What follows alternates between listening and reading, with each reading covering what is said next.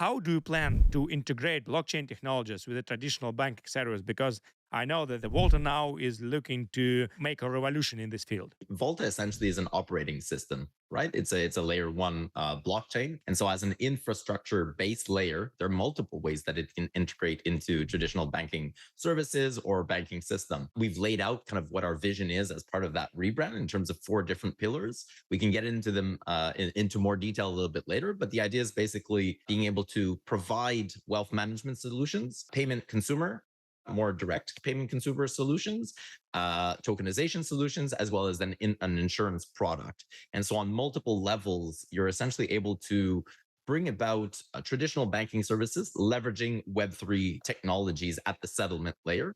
And in different cases or different products, then there's more of a end-to-end blockchain integration. And in some instances, it's more of a blockchain touch point. So it really depends on which product you're building. But the goal is to integrate as much as possible so that you can get the advantages of both worlds. And by creating that bridge, you're able to create efficiencies, lower the cost of doing business, ideally increase profit margins for every player or stakeholder within the equation, and just ultimately create a better user experience, more democratized approach to financial services. When you're in the current traditional financial space and you have a bank account, usually for most users, you might have a checking account, saving account, maybe you have access to mortgage, maybe you get a credit card, but you're quite limited in the services that you can get from a bank unless you're at a certain wealth level. If you're an institution or if you are a accredited investor or if you're a wealthy individual, you can get access to private banking services. And that can offer extra products such as more yield generation, maybe cheaper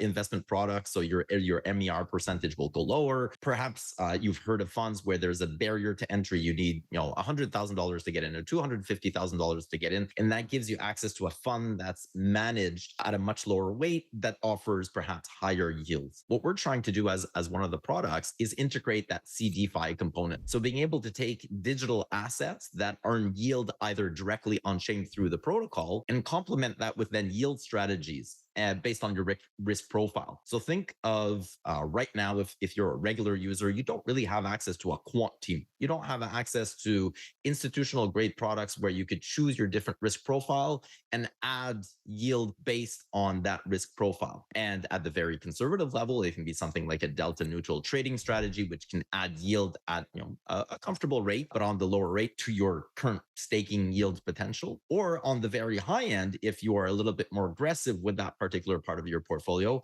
have again something that's a little bit riskier with a little bit more volatility in terms of its return, but then can offer the yield that you're looking for. So we're trying to integrate the institutional grade products that typically are only accessible by very few, democratizing that down to retail users. So that's something, for example, that we've piloted and that we're currently working on, but that we'd like to bring down to retail users. We call that a CFI DeFi product. And right now, an example of what we're doing of that is with CEFU mirroring assets onto Binance.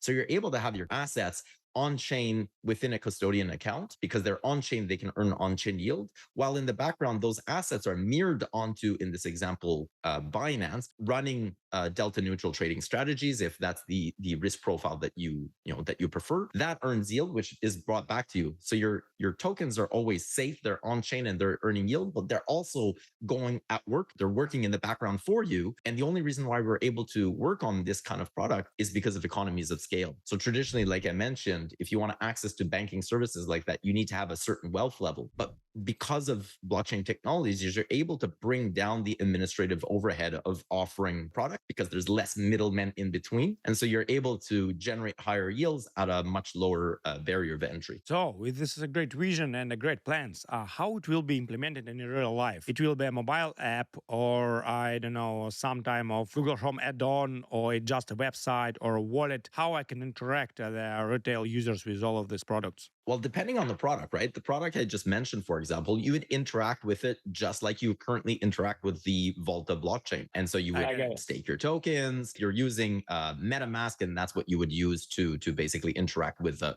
product. If you're more of a native user and you're not coming from the EVM side of things, then you would interact with, for example, Unicove as the official portal in EOS. Your signer underneath would be Anchor or Token Pocket, for example. So depending on the product, you would interact with it in the similar fashion that you're interacting with it now. If it's an on-chain product, if it's an off-chain product, for example, like our insurance product that we're working on, that we'll be launching, that's less for retail focus. So that's more for businesses who want to deploy and create products on the blockchain. One of the issues that we've seen is that there's always a gap in terms of getting access to financial services if you don't have access to an insurance. And I'm talking about regular directors and officers insurance. That might be boring for retail. It's actually very important, because if you don't have teams that are capable of developing on a blockchain in a manner where they can create their regular bank accounts to be able to make payroll, to be able to accumulate funds, maybe fundraise, and then also being insured because that's a requirement in order to get those financial access